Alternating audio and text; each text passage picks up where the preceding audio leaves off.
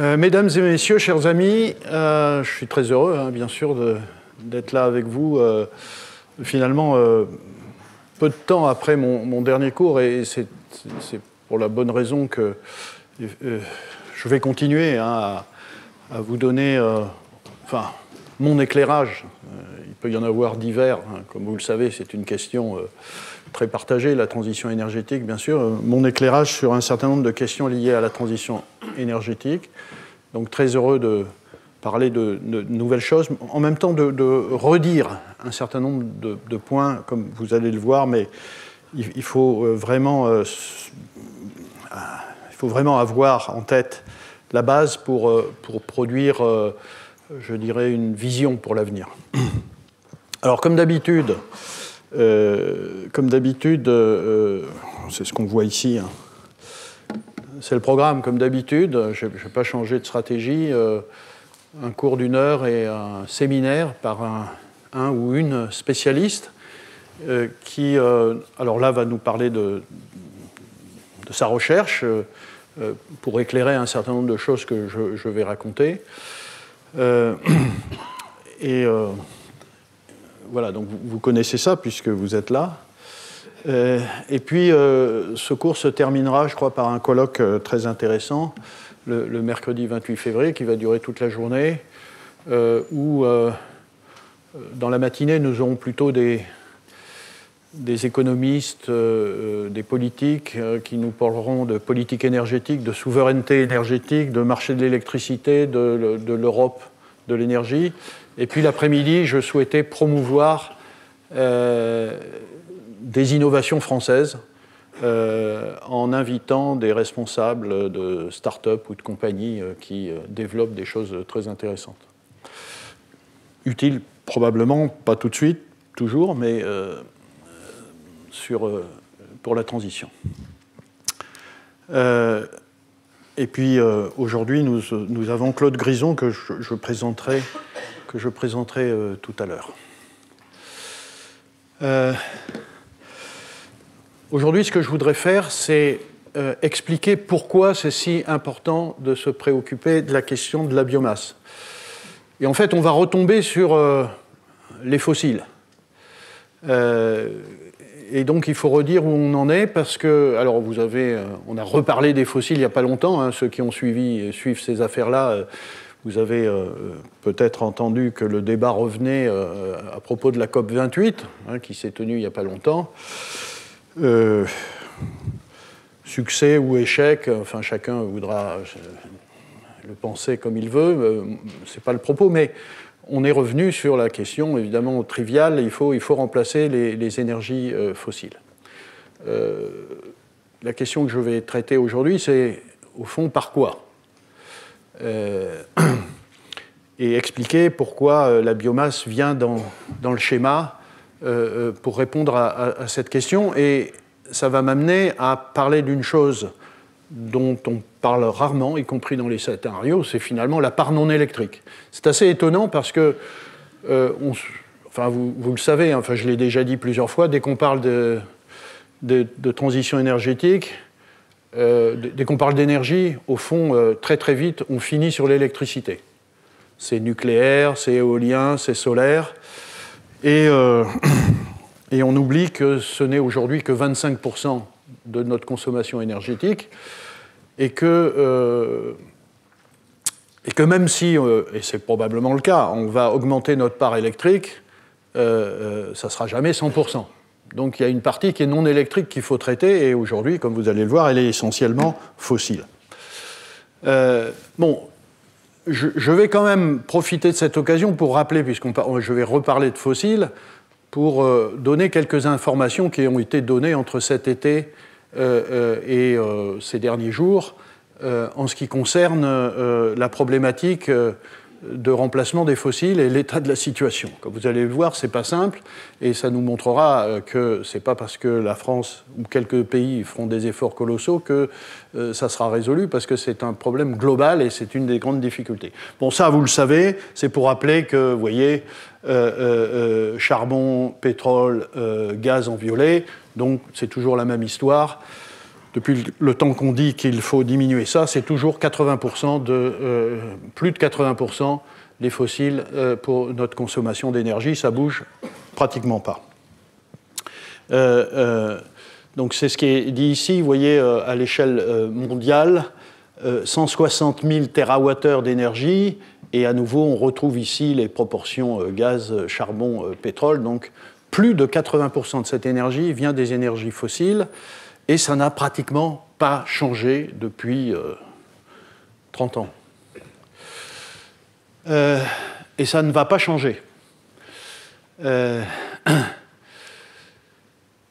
Ça, c'est un... Je vous donne quelques informations recueillies entre cet été, donc après mon cours précédent. Donc ça, c'est l'Energy Institute. Hein, c'est un rapport régulier, chaque année, à peu près à la même époque, pendant l'été. Ici, c'est celui de 2023. Et vous voyez que la conclusion, c'est la même. Je pense, je n'ai pas vu les rapports précédents, enfin, je les ai vus, mais je ne suis pas remonté très loin. Mais je pense que cette phrase, elle est dans ces rapports depuis la nuit des temps. Les carburants fossiles représentent 82% du total des énergies consommées et les émissions de CO2 ont augmenté. Et vous voyez que c'est particulièrement compliqué parce que ça se passe dans un contexte où on n'a jamais installé autant d'énergie renouvelable. Et ça ne bouge pas. Les énergies renouvelables ont bénéficié en 2022 de la plus forte augmentation de capacité de production d'énergie solaire et éolienne pour parvenir conjointement à une part record de 12% de la génération d'électricité. Alors, il faut faire attention, hein, à nouveau, la génération d'électricité, l'électrique, c'est... Alors, j'ai dit 25% tout à l'heure, ça c'est pour la France, c'est 17% à l'échelle mondiale. Donc, c'est 12% de 17%. Hein, donc, il faut faire attention à ce type de chiffres. Donc, nous sommes toujours dans cette situation-là. Et en août, l'Agence internationale de l'énergie nous dit, en 2023, et ça a été confirmé, la demande de pétrole n'a jamais été aussi élevée. Vous voyez... à peu près une centaine de millions de barils par jour, le niveau le plus élevé jamais enregistré.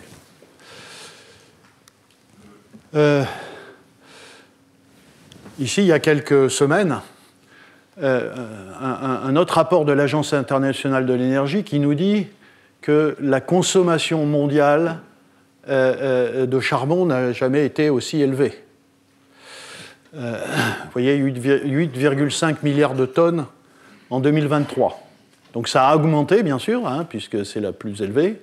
Mais comme on peut le voir, c'est que si la consommation recule significativement hein, dans l'Union européenne, c'est moins 20% en 2023, eh bien, malgré tout, à l'échelle mondiale, ça a augmenté, et ça a augmenté jusqu'à un record.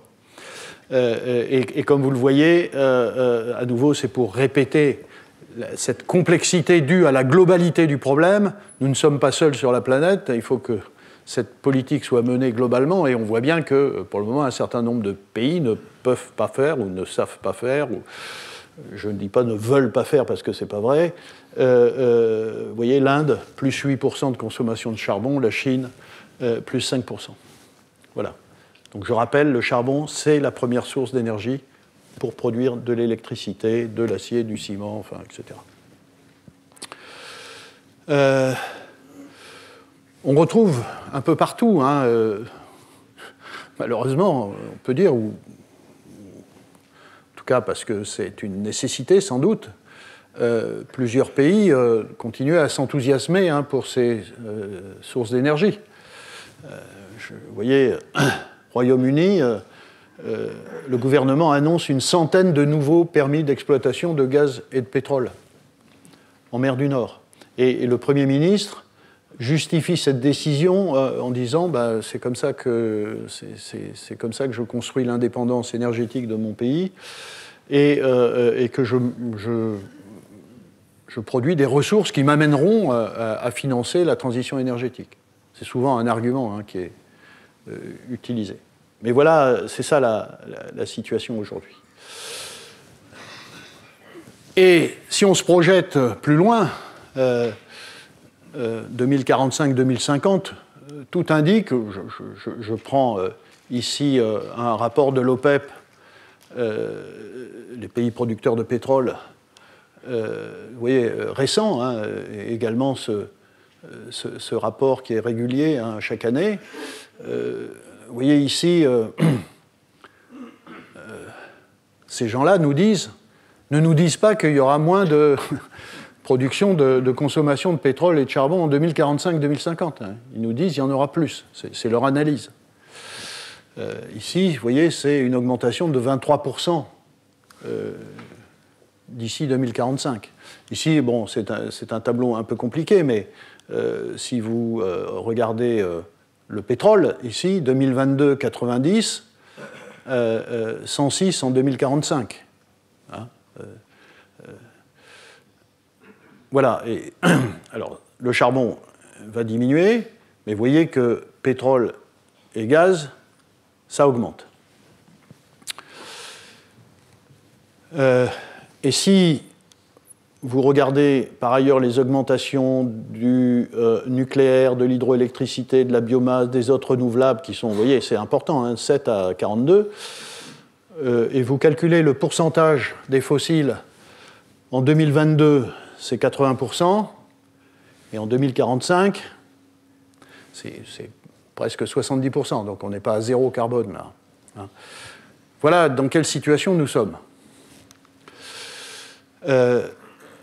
La France, alors ça je l'ai déjà montré, vous vous en souvenez, hein, la consommation d'énergie, on va prendre ce chiffre, alors parfois on vous dit 1700, parfois 1600, bon, je prends 1600 TWh, la consommation totale d'énergie, et à nouveau vous remarquez que, alors ça c'est en 2019, il y a eu une forte consommation électrique, et une forte production électrique. Les choses s'arrangent aujourd'hui, comme vous allez le voir. Et vous voyez que pétrole, gaz, c'est 965. La France est un pays vertueux, parce qu'il n'est pas à 80% de fossiles, il est à 60%. Et ça, c'est dû à une électricité, je l'ai déjà dit, très, très décarbonée. Je le rappelle parce que ça, j'aurai l'occasion de le redire plusieurs fois. J'ai déjà montré ça, mais c'est extrêmement important. Souvent, c'est oublié.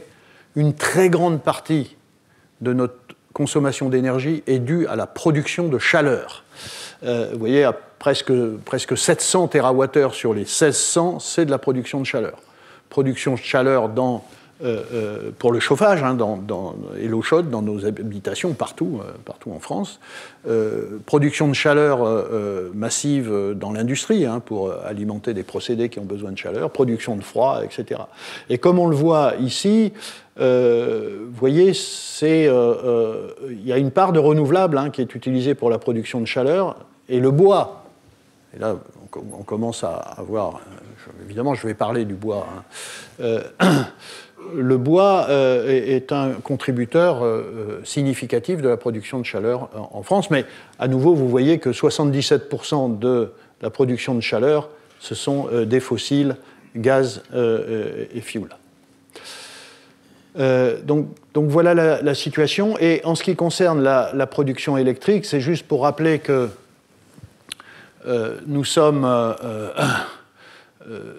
et c'est aujourd'hui maintenant le cas à nouveau, nous sommes producteurs d'électricité et nous produisons plus que nous consommons. Donc nous sommes en temps normal exportateurs d'électricité, hein, ce qui fait des ressources pour la France, exportateurs d'électricité. Et ce qui est intéressant, c'est une électricité décarbonée, hein,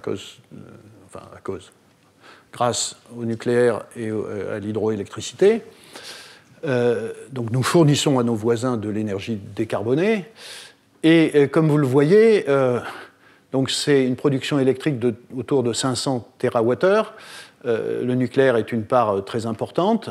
Ici, c'est un peu plus qu'aujourd'hui, même si on est déjà revenu à 320-330 TWh, hein, de production électrique nucléaire, après quelques déboires en 2022.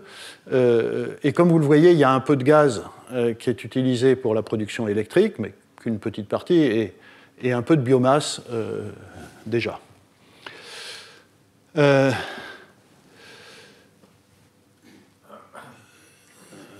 3 janvier 2024, c'est un jour où nous avons atteint un record d'exportation d'électricité en France. Donc vous voyez, c'est il n'y a pas longtemps. Donc nous avons retrouvé notre capacité de production électrique et d'exportation. Donc jamais la France n'avait autant exporté d'électricité. C'est 20 gigawatts. Donc vous voyez les pays qui en profitent: l'Angleterre, l'Espagne, l'Italie, la Suisse, l'Allemagne et la Belgique. Et c'est non seulement à cause d'un retour du nucléaire, parce que les réacteurs fonctionnent bien, les problèmes de corrosion sous contrainte, les difficultés de certains réacteurs ont été résolues, mais aussi parce que ça a été une période où il y a eu une production éolienne historique. Et donc le résultat de tout ça, c'est que nous avons aussi atteint une forme de record dans les émissions de CO2, 17 grammes de CO2 par kilowattheure d'électricité produite au moment du pic d'exportation. Et regardez la comparaison avec l'ensemble des autres pays européens où on exporte, avec le record du monde, le record européen étant l'Allemagne, 196, c'est 10 fois plus. Voilà, donc ceci valide d'une certaine façon la situation française, me semble-t-il, que j'ai déjà expliquée, et valide d'une certaine façon cette approche d'électricité décarbonée. Bon, ça... Voilà. Donc, le pétrole, vous voyez ici, c'est essentiellement, alors on y reviendra, c'est essentiellement le transport, mais il y a tout un tas d'autres usages, bien sûr, qui sont indiqués ici, mais en orange, c'est le transport. Donc on verra que dans ce qu'on discutera, le transport va être une cible importante à traiter dans la vision diminuer notre consommation de ressources fossiles. Et puis, vous voyez, en gris, c'est la seconde position, c'est des usages non énergétiques, et c'est essentiellement la pétrochimie. Hein. Donc, je l'ai déjà dit à plusieurs reprises,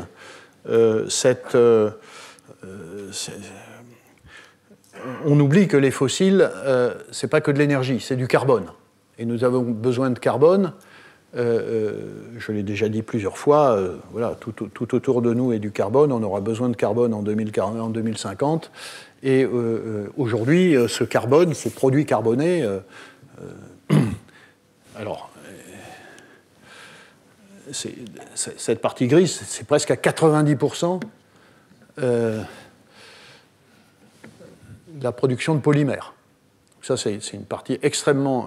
c'est la partie la plus importante de la pétrochimie, c'est la production de polymères. Et demain, on aura besoin de polymères. Et simplement, voilà, une question, c'est comment remplacer le pétrole pour produire tous ces produits carbonés. Comment remplacer le pétrole pour le transport? Voilà la question qui est posée. Ça, c'est pour la partie pétrole. Pour la partie gaz, puisque là aussi, l'idée, c'est de remplacer le gaz naturel. Je rappelle que j'aurais pu le dire à l'occasion du pétrole, mais je redis ici, vous voyez, le gaz naturel, tout ça est importé à presque 100%. Nous ne produisons pas, nous sommes un pays qui ne produit pas de pétrole, pas de gaz. Et comme vous le voyez, ici, le gaz, c'est surtout le résidentiel, donc c'est le chauffage, c'est l'industrie, à des valeurs extrêmement élevées. Donc voilà, aujourd'hui, c'est la situation. Ah oui, bon, je rappelle ça, c'est intéressant de noter que il nous reste quelques centrales à charbon qui fonctionnent en France, alors qu'on avait dit qu'on les arrêterait un peu avant, mais elles fonctionnent toujours. D'ailleurs, en Europe, je l'ai montré l'année dernière, énormément de centrales à charbon existent, notamment dans les pays comme l'Allemagne. Mais nous avons quand même des infrastructures extrêmement importantes pour le gaz.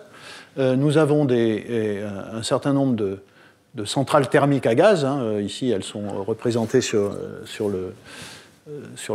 la carte.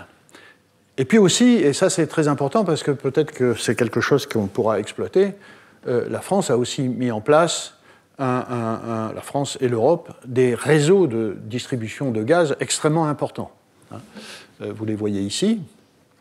Et je crois que vous voyez, à l'échelle de l'Europe, le gaz circule massivement d'un pays à l'autre.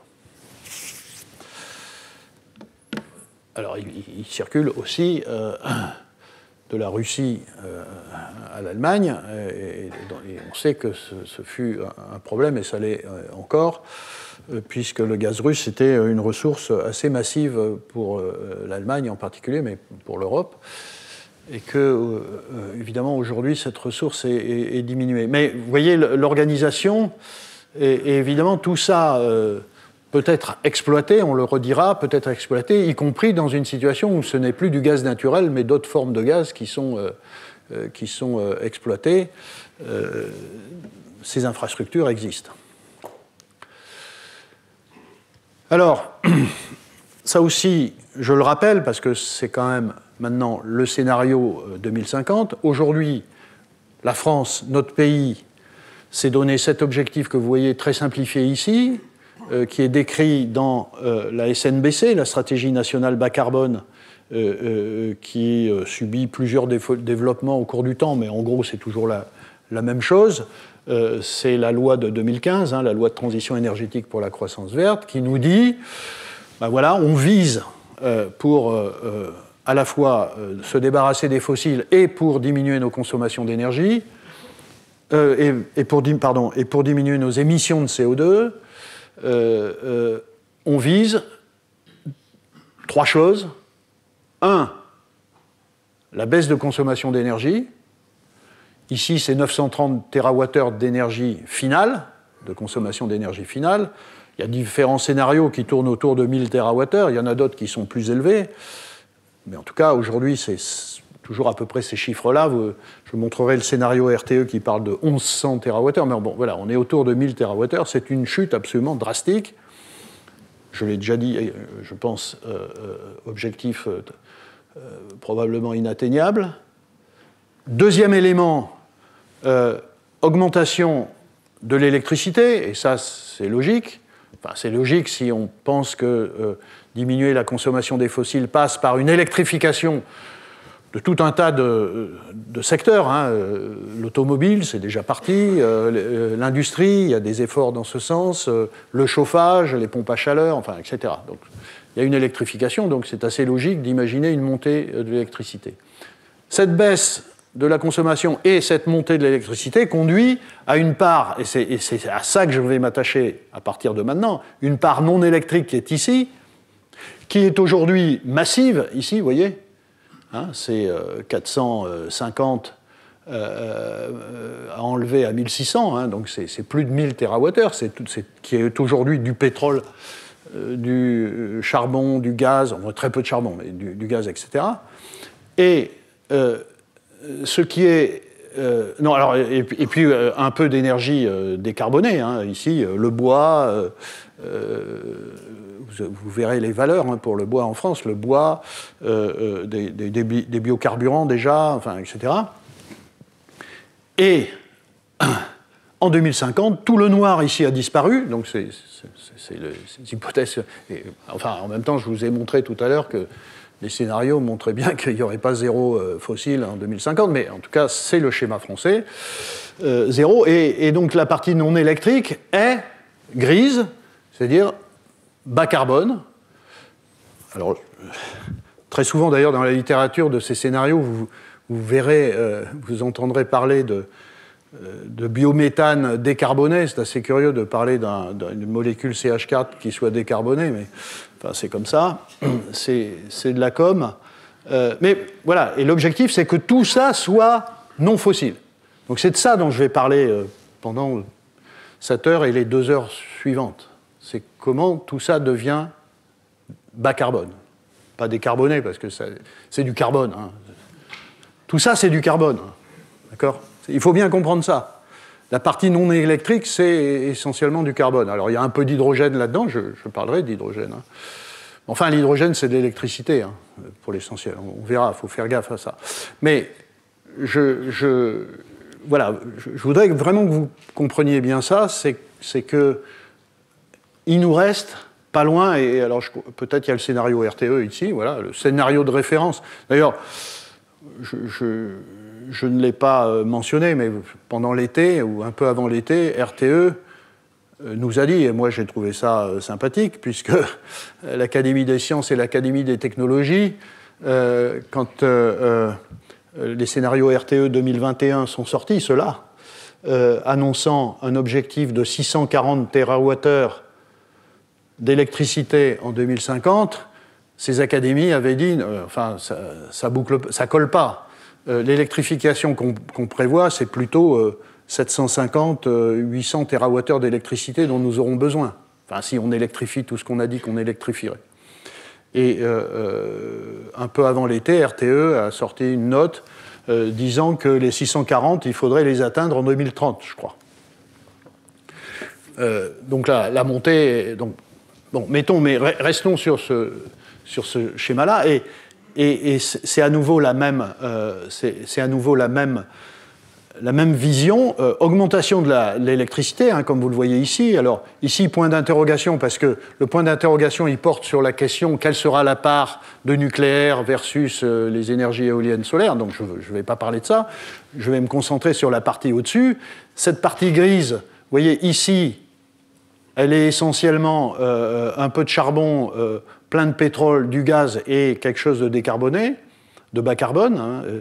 Et demain, tout ça, c'est à peu près la même couleur, mais ça doit être, c'est ce qui est dit ici, du gaz, alors à nouveau décarboné, du bois, des biocarburants, des déchets, etc. Donc là, on voit apparaître tout de suite la proposition qu'il n'y a plus de fossiles en 2050 et que, de façon pas très précise, on nous dit c'est un certain nombre de choses, et c'est là qu'apparaît très massivement la biomasse, puisque dès que vous voyez ça, bois, biocarburants, déchets, et puis ici, le gaz décarboné, c'est beaucoup du biogaz.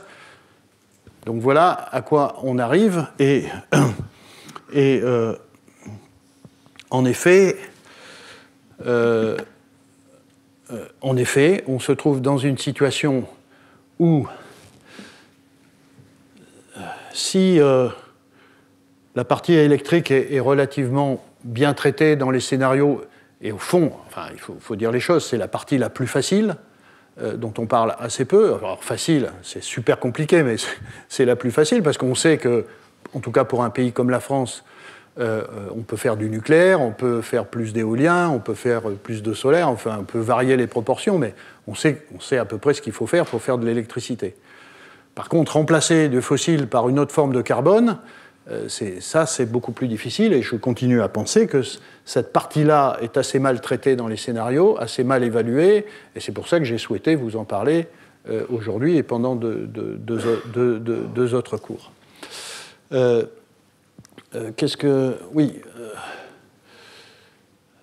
Oui, bah ça, c'était juste pour... vous voyez, c'était juin 2023, RTE,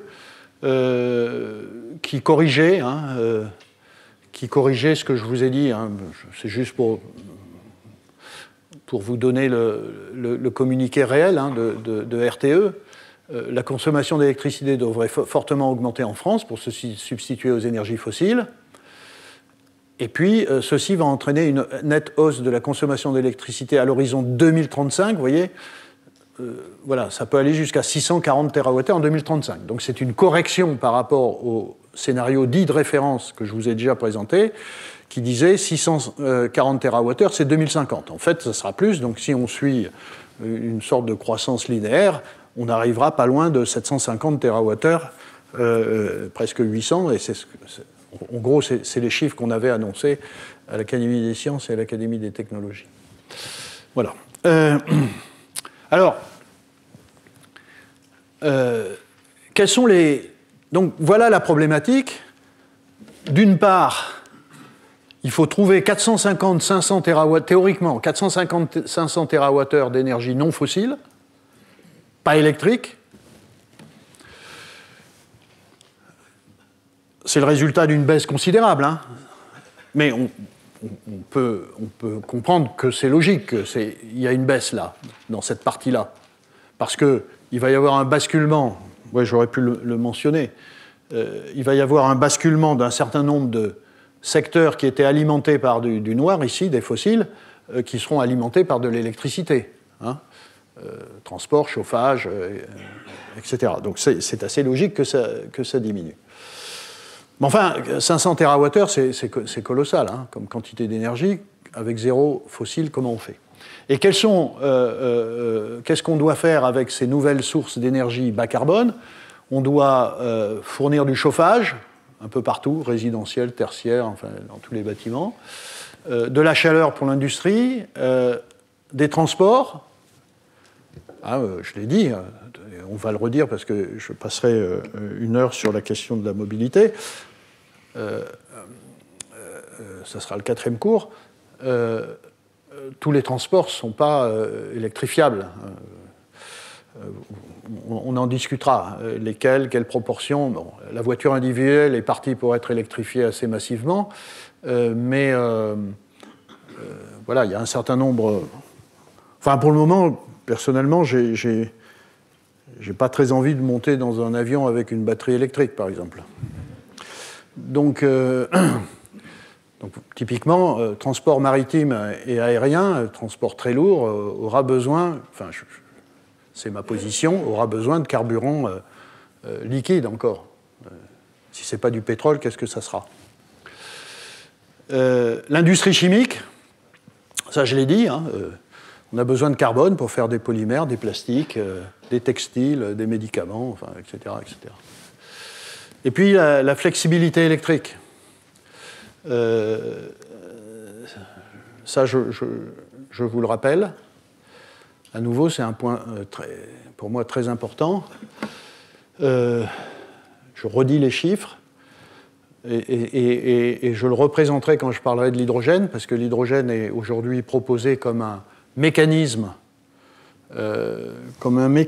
de potentiel de contribution à la flexibilité électrique. Hein, ce qu'on appelle la flexibilité électrique, c'est le fait qu'à tout moment, il faut équilibrer l'offre et la demande électrique et qu'il faut tout un tas d'outils pour, en permanence, hein, je dirais à la minute près, avoir cet équilibre-là. Et donc, et ça se pose en particulier au moment des fortes demandes électriques. Bon, ici j'ai mis 2017, mais disons que les maximums de... Enfin, en latin, on dit les maxima même. Les maxima de puissance demandée en France, c'est autour de 95 gigawatts. Donc aujourd'hui, on sait faire parce qu'on a plein de nucléaire. On a un peu de pilotable gaz-charbon. Hein. Vous avez vu d'ailleurs qu'il y avait une partie gaz dans la production électrique. On a de l'hydraulique. Puis on a tout un tas d'outils, des interconnexions. Si on est en manque d'électricité, on peut aller en chercher ailleurs. Alors si on le prend de l'Allemagne, il ne sera pas très décarboné, mais c'est comme ça. Et puis on a des effacements, hein, c'est-à-dire on dit à certaines industries, entreprises d'arrêter, notamment les plus énergivores, d'arrêter de consommer, enfin, etc. Et on arrive à la puissance demandée. Demain, c'est un calcul assez simple, demain, avec beaucoup plus d'électricité, 640 scénario de référence ou 750, ici j'ai fait ça pour le scénario de référence, c'est beaucoup plus de puissance, c'est quelque chose de 130, de l'ordre de 130 gigawatts dont on aura besoin dans certains pics de demande. L'hiver, quand il fait très froid, quand tout le monde rentre chez soi, recharge sa voiture électrique, etc., etc. Alors, ici, j'ai un schéma où je sors 60 gigawatts de nucléaire, qui est à peu près la puissance installée. Hein, mais ça veut dire que j'ai quand même pas mal poussé. Certains scénarios nous disent plus, hein, d'autres moins. Donc vous verrez que le résultat final, la partie verte, dépend, en effet, pour la France, du niveau de nucléaire que nous aurons. Plus on descend ici, plus le vert sera grand, et plus on monte, plus le vert sera petit. Mais 60 gigawatts, la partie hydroélectrique un petit peu augmentée, 5 gigawatts de plus, des effacements un peu plus grands, un peu plus d'interconnexion, mais il y a ce vert qui manque. Il manque 20 gigawatts dans un schéma comme ça. On ne peut pas se permettre de manquer de 20 gigawatts. Tout explose. Enfin, tout s'arrête, c'est le blackout complet. Voilà, donc ça, c'est pas possible. Donc, comment on les fournit, ces 20 gigawatts? C'est colossal, hein? Bah, soit on a encore du gaz naturel. Il y a des chances que ça soit beaucoup comme ça, malheureusement. Peut-être que la transition énergétique française, ça sera plus de centrales à gaz. Si ce gaz est décarboné, si c'est du biogaz, et on va parler de ça hein, à partir de très bientôt, pendant les 2 autres heures aussi, c'est une solution. Alors les centrales à gaz hein, elles sont formidables, hein, puisque leur pilotabilité est excellente. On peut, je dirais, pour simplifier, à tout moment, tourner un bouton, monter la production, la baisser, enfin, et s'adapter. On peut aussi, et c'est souvent présenté ça, dans les scénarios, même si aujourd'hui on est incapable de le faire, hein, et je ne sais pas si on sera capable, mais en tout cas les gens y travaillent, c'est stocker, au moment de ce pic, on est en hiver, il fait très froid, il faut forcer la production électrique. Si on a pu, l'été par exemple, où il y avait plein de vent, plein de soleil, etc., stocker de l'énergie et la ressortir à ce moment-là, effectivement, c'est une contribution qui est importante. Et ici, le problème, c'est que je mets batterie électrique, mais les batteries électriques, ce n'est pas un outil de stockage intersaisonnier. Vous ne pouvez pas stocker de l'électricité dans une batterie en juin et la ressortir au mois de janvier. Par contre, l'hydrogène, c'est le cas. Mais vous verrez, on en discutera, c'est une assez mauvaise solution. Donc pour le moment, c'est très très difficile. Donc il faudra ici sortir quelque chose qui sera sûrement carboné. Soit ça sera du gaz naturel, soit ça sera un autre gaz. C'est ça que j'entends ici par cet aspect de flexibilité électrique.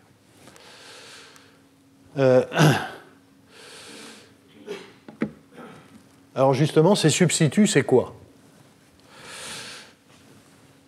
Il n'y a pas vraiment 36 solutions.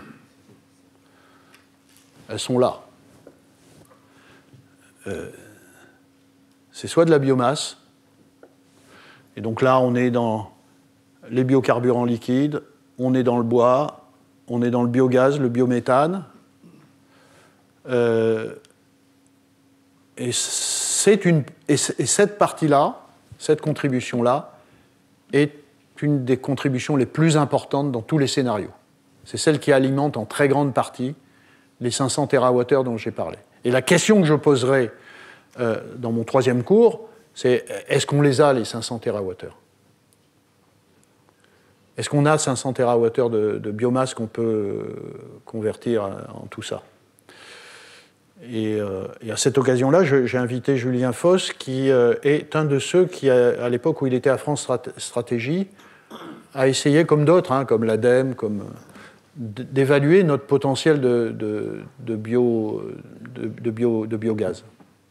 Enfin, de biomasse, et en particulier de biomasse agricole.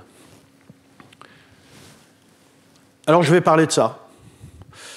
Et puis, il y a une autre partie, mais c'est de l'électricité. C'est ce qu'on appelle les I-carburants, les carburants de synthèse. Alors, I pour électrique, hein. Carburant liquide de synthèse, gaz de synthèse, I-méthane, hydrogène, etc. Alors, pourquoi c'est de l'électricité? Parce que c'est essentiellement la valorisation d'une autre source de carbone, qui est le CO2 lui-même, qui viendrait de CO2 capté alors pour le moment pas dans l'air, ce qu'on appelle Direct Air Capture, DAC, capture directe de l'air. Pour le moment ça ne marche pas, mais il y a des gens qui y travaillent. Et donc c'est la valorisation de ce CO2, et cette valorisation, elle passe soit par injecter des électrons, donc c'est ce que nous faisons au laboratoire ici, injecter des électrons dans le CO2, soit les injecter dans l'eau pour faire de l'hydrogène, et ensuite faire réagir de l'hydrogène sur du CO2. Pour faire tout un tas d'hydrocarbures, c'est bien de ça qu'il s'agit, c'est faire des hydrocarbures à partir de CO2. Mais voilà, donc ça, je n'en parlerai pas cette année, ou épisodiquement, puisque je vais me concentrer sur la biomasse. J'en parlerai l'année prochaine pour toute cette partie, capture du CO2, valorisation du CO2, e-carburant, etc. Donc je vais me concentrer sur la biomasse. C'est un long développement pour arriver là, mais c'était vraiment pour vous faire comprendre pourquoi cette question de biomasse est si importante. Alors, pour faire ça, évidemment, je ne suis pas le premier à essayer de comprendre qu'est-ce que c'est que la biomasse, qu'est-ce qu'on peut en faire. Je vous invite, en mars 2023, il y a eu un rapport de la CRE, la Commission de régulation de l'énergie, qui est assez intéressant. Il y a l'Académie des sciences et l'Académie d'agriculture qui ont produit une chose intéressante sur les forêts françaises. Sur le gaz, il y a l'AFG. Il y a France Stratégie, ça je citerai ses travaux. Vous voyez, la biomasse agricole, quelles ressources pour quel potentiel énergétique. L'ADEME, GRDF, GRT Gaz, enfin, etc. J'ai évidemment utilisé toutes ces données. L'Académie des sciences, alors comme vous le savez, je préside le comité énergie de l'Académie des sciences, et nous avons travaillé pendant 1 an sur cette question. Ça tombait bien, enfin, ou peut-être j'ai fait en sorte de vous parler de ce sujet parce que justement j'étais aussi sur le rapport de l'Académie des sciences sur la biomasse. J'ai présenté ce rapport hier devant le comité restreint. Il est fini, le comité restreint de l'Académie des sciences, il a été validé, donc il va sortir bientôt, mais ce que je vais raconter... un certain nombre de choses que je vais raconter sont dans ce rapport, et je vous montrerai quelques données. Alors, il faut rappeler ça, certains le savent très bien, mais pourquoi la biomasse est justement cette forme de carbone bas carbone? Et ça, c'est... Évidemment, il faut dire quelques mots, j'en profite. Alors, vous trouverez des choses plus détaillées dans des cours des années précédentes, parce que j'ai parlé beaucoup plus en détail de la photosynthèse naturelle et artificielle, mais je voudrais redire cette chose fabuleuse qu'est la photosynthèse.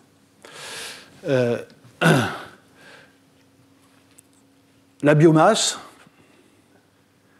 c'est l'ensemble, je donnerai des définitions, c'est l'ensemble au fond des molécules carbonées qu'il y a dans la nature, en particulier la végétation, les plantes, mais aussi les microalgues, les cyanobactéries, etc., qui produisent ce phénomène.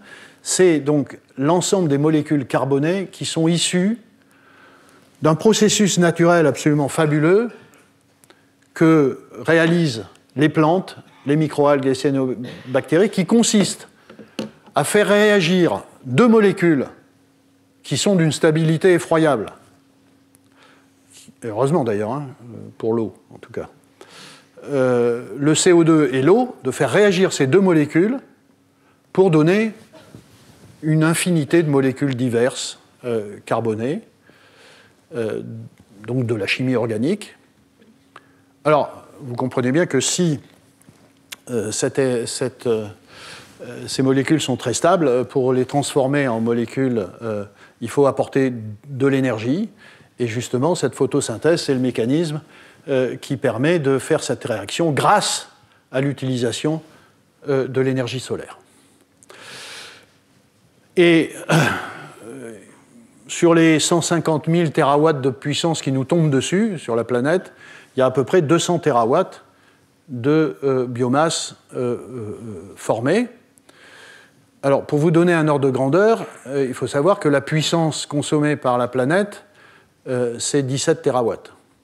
Donc, on voit tout de suite que si on pouvait exploiter toute cette biomasse, on serait largement au-dessus des 17 terawatts. Mais enfin, ce n'est pas comme ça que ça marche.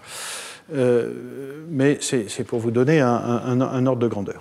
Alors, un peu de chimie ou de biologie, mais ça sera peut-être la dia la plus compliquée. Ceci se passe de la façon suivante. En fait, dans les membranes de ces organismes, de ces cellules, vous avez en vert ici ce qu'on appelle des photosystèmes. Ce sont des molécules extrêmement sophistiquées pour attraper les photons solaires. Ce faisant, leurs électrons sont excités. En étant excités, ils créent des trous qui servent à oxyder l'eau en oxygène. Cette réaction-là d'oxydation de l'eau en oxygène est au fond une sous-réaction de celle qui consiste à transformer le CO2 en molécules organiques, de sorte que l'oxygène est un sous-produit de la réaction. Les organismes qui développent cette photosynthèse ne le font pas pour produire de l'oxygène. Bon, par chance, ils en font pour nous, tant mieux, mais ce qui est important, c'est la suite. Ces électrons excités, ensuite, circulent pour aller dans le deuxième photosystème. En faisant cela, ils perdent de l'énergie. Et donc, ils font un deuxième photon qui agit au niveau du photosystème 1. Et ces électrons sont à nouveau réexcités, suffisamment énergétiques, en gros, pour simplifier, pour réagir avec CO2 et produire de la biomasse. Et donc, vous avez des réactions de ce type-là, pour simplifier, de l'eau qui est produite en oxygène, et qui est transformée en oxygène, et puis le CO2 qui réagit avec les électrons excités, les fameux électrons excités, pour donner, ici je donne une réaction, hein, cette formule-là, C6H12 aussi, c'est celle du glucose qui est représentée ici. Et en fait, la photosynthèse naturelle peut être comprise de la façon suivante. Ici, vous avez une échelle d'énergie. Vous avez le CO2 et l'eau très bas en énergie, c'est des molécules très stables. Et au contraire, le glucose, ici, est une molécule à énergie plus élevée.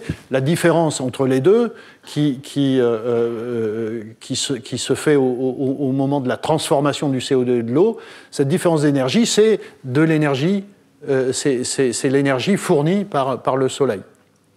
Et cette énergie fournie par le Soleil, où est-ce qu'elle apparaît ensuite? Est-ce qu'elle disparaît? Non, elle ne disparaît pas. Elle est dans la molécule de glucose.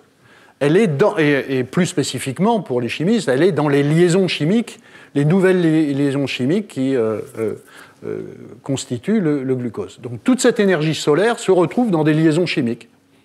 C'est pour ça qu'on parle de stockage chimique de l'énergie solaire. Ce n'est pas du stockage électrochimique.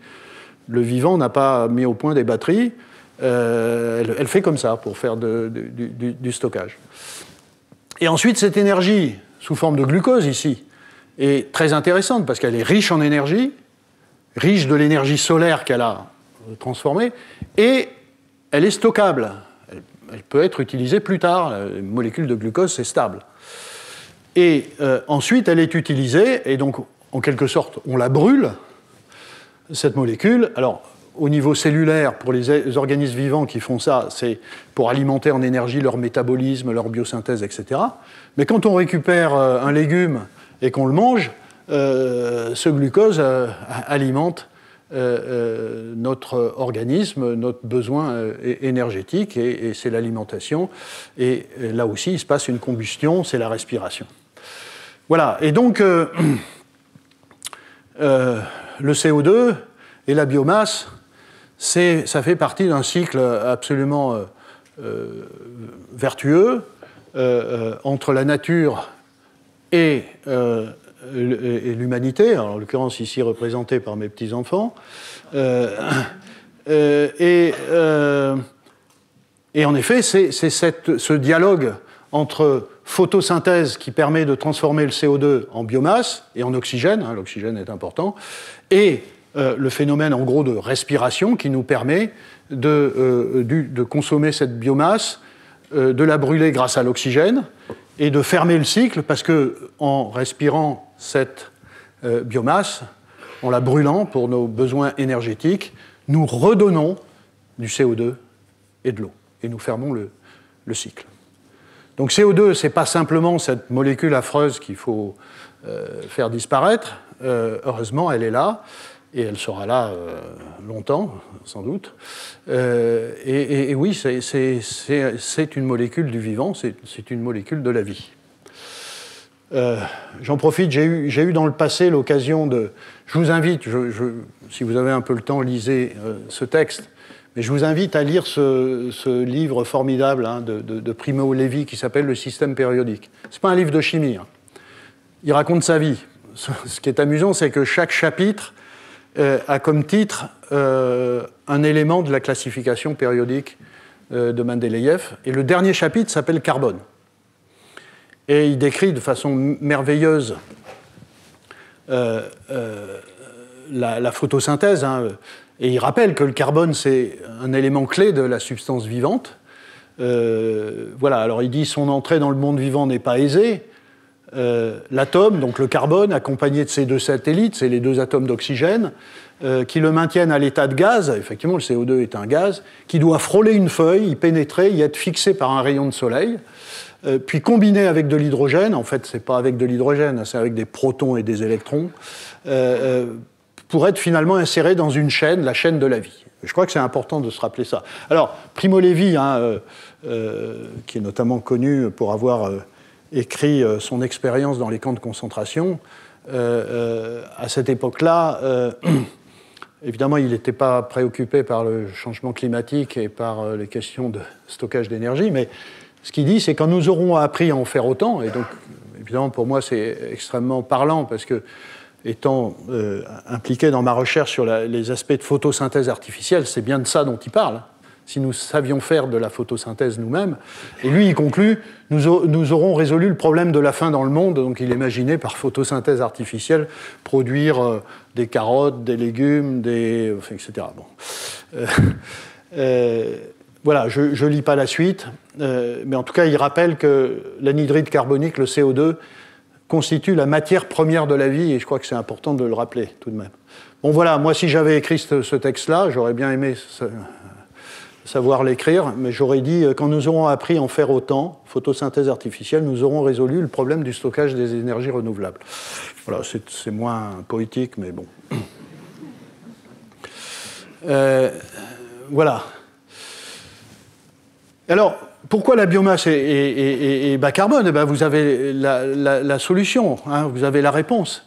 C'est parce que cette biomasse fait partie d'un cycle, y compris dans celui de demain, où nous l'utiliserons comme source d'énergie, d'un cycle dans lequel le CO2, enfin, cette matière organique, la biomasse, vient du CO2 de l'air par photosynthèse, et par combustion, dans tous nos usages, redonne le CO2 et dans un cycle qui est neutre en carbone, théoriquement, hein, c'est le principe, et c'est pour ça qu'il y a autant d'enthousiasme sur cette biomasse comme source d'énergie. On verra qu'il y a aussi des tas de problèmes, mais au fond, on peut dire que la biomasse est la seule technologie aujourd'hui permettant la capture directe du CO2, et sa combustion produit de l'énergie en redonnant le CO2 capturé. Donc, voilà, c'est la base de l'idée selon laquelle on peut utiliser la biomasse comme source d'énergie, parce que c'est plein de molécules énergétiques,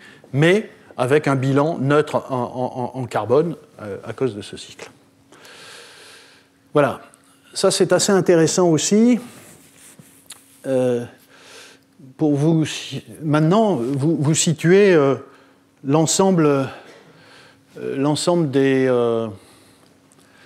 des différentes sources d'énergie sur un diagramme énergétique. Les molécules les moins énergétiques, alors ici ce sont les enthalpies de formation de ces molécules, et tout en bas, vous trouvez naturellement le CO2 et l'eau, ce sont les molécules qui sont les moins riches en énergie. Je ne rentre pas dans le détail de ce que veut dire une enthalpie, enfin, etc. Vous Vous reverrez ça, les chimistes savent, mais retenez simplement que c'est une échelle d'énergie avec en bas les molécules les plus stables et en haut les molécules les plus riches en énergie. Et la molécule la plus riche en énergie en kilojoules par mol, donc c'est de l'énergie massique. Hein. J'insiste parce que l'hydrogène c'est un gaz et donc en énergie volumique c'est pas terrible. Mais en énergie massique, c'est la molécule la plus riche en énergie. Et les fossiles, ils sont là. Ils sont bien sûr très riches en énergie. D'ailleurs, les liquides aussi bien volumiques que massiques. Et c'est bien pour ça qu'ils sont si utiles. Et en plus, ils sont au fond de la Terre. On creuse, on les a, on les brûle. Et c'est plein d'énergie. Voilà pourquoi on dépense autant de cela. Vous voyez, la biomasse se trouve à peu près là. Et c'est ce que je dis ici.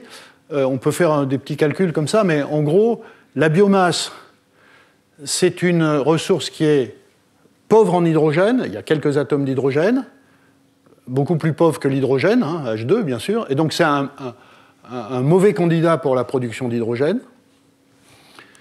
Et c'est riche en oxygène, ce qui réduit d'ailleurs sa densité énergétique massique. Et on peut résumer la biomasse, en gros, avec toutes ces caractéristiques, à une molécule qui a cette formule, C6H9O4, et qui a donc un pouvoir calorifique, vous voyez, qui est inférieur à celui des hydrocarbures liquides. L'autre chose intéressante dans la lecture de ça, c'est que vous allez comprendre tout de suite plein de choses.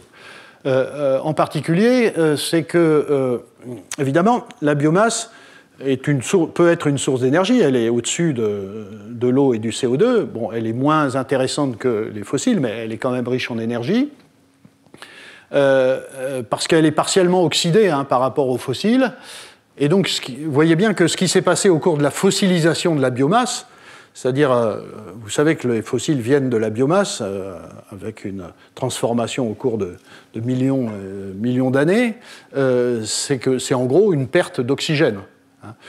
Les hydrocarbures, il n'y a pratiquement pas d'oxygène, c'est du carbone et de l'hydrogène. La biomasse, il y a plein d'oxygène. Donc ce qui s'est passé, c'est une réduction. Voilà. Mais ce qu'on apprend aussi, c'est que, vous voyez, pour faire... voilà, par exemple, pour faire du méthane... Non, pardon. Pour faire de l'hydrogène, et ça j'en reparlerai, bah, ça demande moins d'énergie de partir du méthane, vous voyez, puisque la différence est celle-ci, que de partir du CO2. Que partir de l'eau, pardon. Pour faire de l'hydrogène avec du CO2, on ne fait pas de l'hydrogène. Que partir de l'eau. Donc ceci vous explique, et je le redirai, pourquoi aujourd'hui on fait de l'hydrogène à partir du méthane, hein, c'est le vaporeformage. Et pourquoi c'est si difficile de le faire à partir de l'eau. Et voilà pourquoi l'électrolyse de l'eau n'est pas encore massivement développée et elle est très énergivore. Voilà, c'est un exemple. De la même façon que...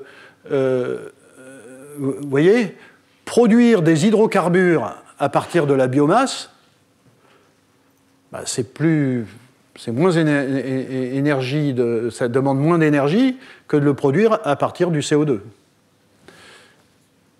Et donc, on retrouve là la difficulté de faire des e-carburants, c'est-à-dire partir du CO2 pour remonter ici. Voilà, enfin, ce genre de diagramme est assez utile pour comprendre tout un tas de choses. Voilà, je termine en quelques minutes. Qu'est-ce qui me... Oui, voilà, c'est ça. Oui, j'ai 3-4 dias, mais ça peut aller assez vite. Quelle est la situation de la France en termes d'utilisation de la biomasse? Elle n'est pas nulle.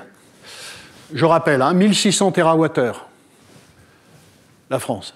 Autour de 300 TWh d'énergie renouvelable. Une vingtaine de pourcents. Nous avons 20% d'énergie renouvelable. Mais attention, quand on dit énergie renouvelable, on pense tout de suite éolien solaire. Non. Vous voyez ici, les deux énergies renouvelables les plus importantes, ce n'est pas l'éolien et le solaire. C'est le bois et l'hydraulique. D'accord ? Tout ce qui est biocarburant, biogaz, déchets, c'est un peu moins. Pardon. L'éolien et le solaire, ça compte pour 15% de ce total-là. Hein. Bon, les chiffres sont traduits ici différemment, mais le résultat, c'est que la biomasse aujourd'hui en France, c'est pas zéro. c'est 170-180 TWh. C'est déjà 10% de notre consommation d'énergie. Et la plus grosse utilisation de la biomasse aujourd'hui, c'est le bois. Vous voyez, sur les 170-180 TWh, c'est autour d'une centaine de TWh de bois. C'est la ressource biomasse la plus utilisée en France. Après, il y a un peu de biocarburant, une trentaine de TWh, un peu de biogaz, etc. Donc retenez ce chiffre, hein, 170-180 TWh, et essentiellement le bois et un peu le reste. Bon, ça, voilà. Et je reviens maintenant à qu'est-ce qu'on vise. Eh bien, ce qu'on vise, c'est... enfin, ce qu'on nous dit dans les scénarios, c'est que il faut pratiquement multiplier par 2,5, presque 3, notre consommation de biomasse si on veut arriver à ces fameux 450 TWh dont on a besoin. Ici, j'ai mis 410. Et ça, c'est le scénario SNBC. Évidemment, il faut savoir que il faut faire attention à la différence entre énergie finale et énergie primaire, parce que l'énergie finale, c'est celle qu'on consomme, et il y a des transformations de cette biomasse pour arriver à l'énergie finale, donc il y a des différences entre énergie primaire et énergie finale, mais disons autour de 400-450 TWh. Aujourd'hui, les scénarios sur lesquels l'État français travaille, c'est, vous voyez, c'est la SNBC, revisité, hein, c'est pour ça que je mets SNBC2, c'est cette quantité de bioliquide, de biogaz, de biosolides. Alors, vous voyez que les biosolides, ça fait référence au bois, c'est une constante que je répéterai. L'idée, c'est qu'on ne touche pas aux forêts, on ne fasse pas plus de bois. D'accord ? C'est aujourd'hui la philosophie. Pourquoi ? Parce que les forêts, c'est un puits de carbone, elles ne sont pas très en forme en ce moment à cause des modifications climatiques, etc. Et donc la grosse augmentation, elle est sur les bioliquides, les biocarburants. Vous voyez, là, c'est un facteur 4. Donc c'est ça qu'on vise. Est-ce qu'on peut faire un facteur 4 en biocarburant ? Et le biogaz, c'est plus qu'un facteur 10 qui est prévu. Donc retenez à peu près ces chiffres, 120, 180, 110 TWh. C'est ça qui est visé. Et ça, c'est une autre représentation enfin, ça redit à peu près la même chose. Nous sommes aujourd'hui à une dizaine de TWh de biogaz, une trentaine de TWh de biocarburant, d'une centaine de TWh de bois. Et horizon 2050, dans un scénario SNBC, on passe de 12 à 180. Donc vous voyez, c'est même un facteur 15. Donc c'est colossal, hein, ce qui est proposé. On verra comment on peut faire ça. C'est une augmentation d'un facteur 4 des biocarburants liquides. Et c'est à peu près une stabilité de la biomasse solide. Voilà. J'avais souhaité donc redire un certain nombre de choses pour présenter la question, vous donner la raison pour laquelle c'est si important de se préoccuper de la partie non électrique. Et pourquoi la biomasse ? Parce que c'est une énergie bas carbone et parce que c'est la biomasse qui est la plus sollicitée dans tous les scénarios pour remplir cette partie non électrique. Voilà. Et la semaine prochaine, je parlerai de ce que c'est de toutes les classes de biomasse et de comment on peut les transformer, les utiliser. Et dans le troisième cours, je poserai la question, est-ce qu'on en a assez pour faire tout ça ? Évidemment, au cours de ce parcours, je dirai là où on est dans la maturité scientifique, technologique, industrielle, et là où on ne l'est pas du tout, et quels sont le type de recherche qu'il faut mener pour avancer sur un certain nombre de sujets. Et j'en ai terminé pour cette première heure. Merci.